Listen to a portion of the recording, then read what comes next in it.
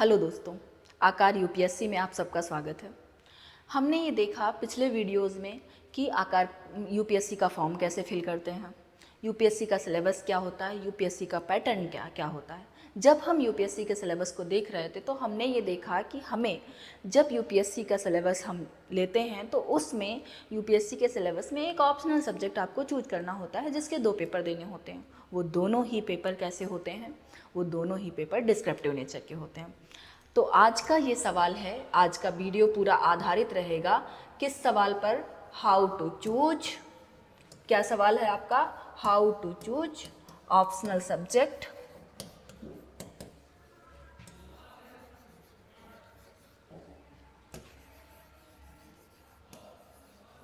For UPSC. For UPSC, UPSC के लिए optional subject कैसे चूज करें, आज का सवाल आपका ये है। तो पूरी ही बात हम इस पर करेंगे। तो शुरू करते हैं बात। देखो, ऑप्शनल सब्जेक्ट चूज करना ये एक मील के पत्थर जैसा होता है। ऑप्शनल सब्जेक्ट चूज करना यूपीएससी के लिए कहीं ना कहीं ऑप्शनल ये निर्धारित करता है, ऑप्शनल ही ये डिसाइड करता है कि आप यूपीएससी में सेलेक्ट होकर किस पोस्ट पर जाएंगे। अगर आपके ऑप्शनल सब्जेक्ट में नंबर अच्छे होते हैं तो आप अच्छा परफॉर्म करते हैं। तो अब हम बात करते हैं उन स्टेप्स की जो हमें ऑप्शनल सब्जेक्ट चूज करने से पहले ध्यान में रखने चाहिए, क्योंकि बहुत बच्चों को नाकाम होने के बाद, समय निकलने के बाद, 32 की एज पूरी होने के बाद ये कहते सुना है कि मैम मेरा इसलिए सिलेक्शन नहीं हुआ क्योंकि मैंने ऑप्शनल सब्जेक्ट सही चूज नहीं किया था, ऑप्शनल सब्जेक्ट बहुत लेंदी था, ऑप्शनल सब्जेक्ट उसके नोट्स अच्छे नहीं मिले, ऑप्शनल सब्जेक्ट के टीचर अच्छे नहीं मिले, या वगैरह वगैरह बहुत सारी समस्याएं। खैर, एक ही नो डाउट किसी भी चीज़ को पास या फेल करने में कोई एक कारण नहीं होता, लेकिन बहुत बार कोई एक छोटा सा कारण बड़ी भूमिका निभा जाता है। वैसे ही ऑप्शनल सब्जेक्ट होता है कि भले ही एक दो ही पेपर होते हैं पर वो दो पेपर बड़ी भूमिका निभाते हैं। तो हम बात करते हैं how to choose optional subject. जब हम ऑप्शनल सब्जेक्ट चूज करते हैं तो सबसे पहला हमें अपने दिमाग में एक चीज़ रखनी चाहिए कि अभी तक ग्रेजुएशन कर लिया है आपने, उसके बाद यूपीएससी की तैयारी स्टार्ट करने आए हो, या 12th के बाद आए हो तब भी ग्रेजुएशन में क्या सब्जेक्ट है, अभी तक हमारा पूरा बैकग्राउंड कैसा रहा है, हमने किस बैकग्राउंड से पढ़ाई की है। ये बहुत ज़रूरी एक बात याद रखना, जब हम यूपीएससी की बात करते हैं तो यूपीएससी में सब कुछ जनरल पूछा जाता है। जनरल का फर्स्ट पेपर होता है, जनरल स्टडीज़ का सेकंड पेपर होता है, जनरल स्टडीज़ का थर्ड पेपर होता है। यानी जनरल टाइप की पॉलिटी पूछी जाती है, जनरल टाइप की ज्योग्राफी पूछी जाती है, जनरल टाइप की हिस्ट्री पूछी जाती है। पर जब हम ऑप्शनल, ये सब चीज़ें कहीं ना कहीं ग्रेजुएशन लेवल के पूछे जाते हैं, कुछ चीज़ें 12th लेवल की पूछी जाती हैं। लेकिन जब हम ऑप्शनल चूज करते हैं तब जो चीज़ ऑप्शनल सब्जेक्ट की जो चीज़ें पूछी जाती हैं वो अपर लेवल की पूछी जाती हैं, वो पोस्ट ग्रेजुएट लेवल की पूछी जाती हैं। ठीक है, तो इसलिए ऑप्शनल सब्जेक्ट चूज करने से पहले बहुत अच्छे से ध्यान रखना चाहिए कि हमारा बैकग्राउंड कैसा रहा। ठीक है, अगर आप साइंस साइड के बैकग्राउंड से हो, सपोज दैट आपने फिजिक्स केमिस्ट्री से एमएससी की है, सपोज दैट आपने मैथ से एमएससी की है, अब मैथ आप नहीं लेना चाहते हो, लेकिन ये देखो कि आपने कौन सी पढ़ाई पढ़ी है, आपकी पढ़ाई जो रही है वो टेक्निकल ज़्यादा रही है या ज़्यादा तथ्यात्मक रही है या ज़्यादा स्पिरिचुअल टाइप की रही है। तो जो पढ़ाई आपकी रही है, जैसे हमने लिटरेचर ज़्यादा पढ़ा, तो अब कहीं ना कहीं 12, 14, 15 साल तो हम लिटरेचर पढ़े हैं। तो जब हम 15 साल लिटरेचर पढ़ेंगे तो इसका मतलब हमारा लिटरेचर में इंटरेस्ट है, आगे हम लिटरेचर में ही ज़्यादा बेहतर कर सकते हैं। तो एक कारण ये होता है कि सबसे पहले आपको ये देखने की ज़रूरत है कि हमारा बैकग्राउंड कैसा है। बैकग्राउंड जब हम देखते हैं तो बहुत सारी चीज़ें हमें यूं ही मिल जाती हैं। जैसे मेरा, अगर मैंने एमएससी या एमए सोशियोलॉजी से कर रखा होगा, एमए में अगर सो रहा होगा तो जाहिर सी बात है हमें कुछ ना कुछ चीज़ें याद होंगी, कुछ ना कुछ हमें पता होगा, कहीं ना कहीं उस माइंडसेट को हम समझते होंगे भले ही यूँ ही पढ़ाई की हो। एक बात तो बैकग्राउंड बहुत ज़्यादा मायने रखता है। ठीक है, अगर आप टेक्निकल बैकग्राउंड से हो तो अगर आप लिटरेचर का सब्जेक्ट लेना चाहते हो तो आप ज्योग्राफी जैसे सब्जेक्ट ले सकते हो। ठीक है, चलो कौन से सब्जेक्ट कब ले सकते हो इस पर हम पहले चर्चा करेंगे। पहले इन 3 स्टेप को समझते हैं कि सबसे पहले आपको बैकग्राउंड आपका कैसा है उस पर वो करना है। दूसरा, ऑप्शनल को पहले दिन नहीं डिसाइड कर लेना चाहिए। यूपीएससी की तैयारी करने जाओ, पता चला काउंसलर ने ही आपका ऑप्शनल डिसाइड कर दिया। आप गए किसी कोचिंग में पूरा सिलेबस बताया गया और उन्होंने ऑप्शनल आपका बता दिया कि भाई ये पढ़ाते हैं, हम ये पढ़ लो। नहीं, ऑप्शनल सब्जेक्ट हमेशा कम से कम यूपीएससी की तैयारी करने के 6 से 7 महीने तक पढ़ने के बाद ऑप्शनल पर दिमाग ले जाना है और ऑप्शनल सब्जेक्ट चूज करना है। ऐसा क्यों कह रही हूँ मैं? ऐसा इसलिए कह रही हूँ कि जब आप किसी भी बैकग्राउंड से आए हो आप यूपीएससी की तैयारी कर सकते हो। जब आप हर बैकग्राउंड से आने के बाद भी ऑप्शनल की तैयारी कर सकते हो, तो आप जब जीएस पढ़ लोगे तो आपको एक आइडिया लग जाएगा कि भाई मुझे पॉलिटी बहुत समझ में आ रही है, पीएसआई ऑप्शनल ले सकते हैं। भाई मुझे बढ़िया लग रहा है इंडियन सोसाइटी, चलो सोशियोलॉजी ले लेते हैं। नहीं, हिस्ट्री में मज़ा आ रहा है, हिस्ट्री और पढ़ना चाहते हैं, चलो ऑप्शनल। ये एक मानक है, चलो हिस्ट्री ले लेते हैं। ठीक है, तो इसलिए ज़रूरी है कि कम से कम 6 महीने आपने पढ़ रखा हो यूपीएससी के सिलेबस को, तब ऑप्शनल की तरफ जाओ। कोचिंग वाले ये डिसाइड ना करें कि आप कौन सा ऑप्शनल पढ़ेंगे, आप डिसाइड करें। लेकिन उसमें भी आपको कोचिंग से, टीचर से मदद लेनी है, बताती हूँ कैसे।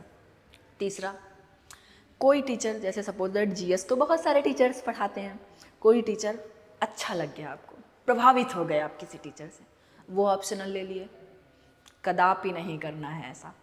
तो इसलिए ये भी बहुत ज़रूरी है कि अगर आप ऑप्शनल चूज कर रहे हैं तो किसी टीचर के प्रभाव में नहीं करना है।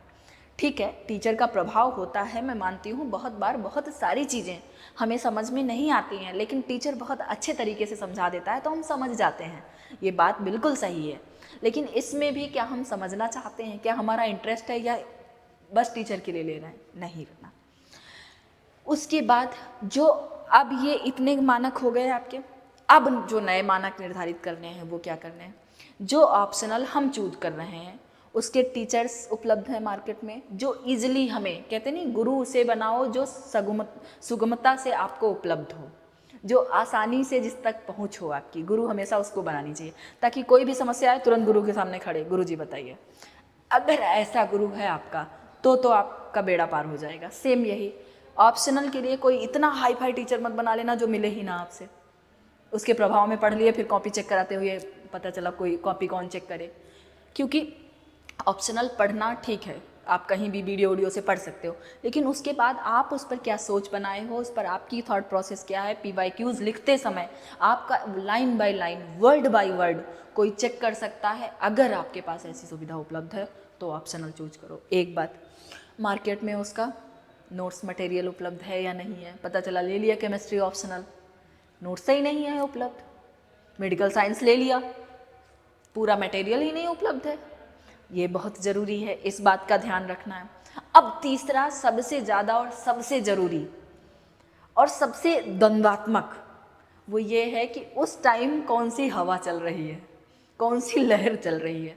जैसे मैं आपको बताऊं, मैं कोचिंग में जब ऐसे किसी अधिकारी से मिलती हूँ जो 91, 92, 93 में सेलेक्ट हुआ, तो ज़्यादातर उसका ऑप्शनल जो मुझे मिलता है वो तब 2 ऑप्शनल चला करते थे, तो ज़्यादातर उसका जो ऑप्शनल मिलता है 2011-2012 तक की 2 ऑप्शनल चले हैं। तो तब ज़्यादातर ऐसे ऑप्शनल वाले लोग मिलते हैं जिनका फिलॉसफी ऑप्शनल होता है, जिनका संस्कृत ऑप्शनल होता है, पॉलिटिकल साइंस ऑप्शनल होता है। उसके बाद जब मैं आती हूँ 2000 से लगा के 2011 के दौर में, तो मैं भी देखती हूँ कि ऐसे ऑप्शनल होते हैं बच्चों के जो अधिकारी सेलेक्ट हुए हैं, पबेड। तो अब ये पबेड के ऑप्शनल के तो मतलब बहुत ज़्यादा पुलिंदा है, पबेड वाला। कुछ लोग केमिस्ट्री वगैरह लेते थे लेकिन बहुत कम, फिलॉसफी, पबेड, ये इन सब के ऑप्शनल, साइकोलॉजी, इन सब के ऑप्शनल। फिर जब मैं 2011 के बाद आती हूँ तब मैं देखती हूँ कौन सा ऑप्शनल, तब मैं देखती हूँ कि हिस्ट्री वगैरह बहुत ज़्यादा ऊपर कभी नहीं गया, लेकिन साथ साथ थोड़ा थोड़ा चलता रहा। लेकिन मैंने देखा 2011-2012 के बाद हिस्ट्री वगैरह गायब होने लगा। हिंदी लिटरेचर काफ़ी नाम कमाया। हम देखते हैं सोशियोलॉजी, टॉपर्स सोशियोलॉजी से हुए। हम देखते हैं साइकोलॉजी, टॉपर्स हैं। हम देखते हैं एंथ्रोपोलॉजी, टॉपर्स हैं। बाकी मेडिकल साइंस वाइंस इन सब चीज़ों से, क्योंकि अब बहुत ज़्यादा वेराइटीफुल लोग आते हैं इसमें। अब कहीं ना कहीं लोग मैकेनिकल इंजीनियरिंग वगैरह को भी ऑप्शनल बनाते हैं। ठीक है, तो इसलिए इस बात का भी ख्याल रखना है कि पता चला कि पबेड के नंबर ही नहीं आते और हमने पबेड ऑप्शनल ले लिया, ठीक है। तो इस बात का ज़बरदस्ती नहीं कि भाई ये मत सोचना। देखो मैं हमेशा कहती हूँ कि यूपीएससी की तैयारी करने आए हो, हर स्टेप ऐसा उठाओ जिससे सिलेक्शन हो। ये मत सोचना अरे लोगों के नहीं आते होंगे, मैं पढ़ लूँगा, फलां टीचर हैं, फलां गुरुदेव हैं, पढ़ा देंगे, मुझ पर हाथ रख देंगे, हो जाएगा। नहीं, एक ही बात का ख्याल रखना है कि भाई मुझे उतना ही पढ़ना है जितने से सेलेक्ट हो जाएं, भाई मुझे वही पढ़ना है जिससे सिलेक्शन होता है।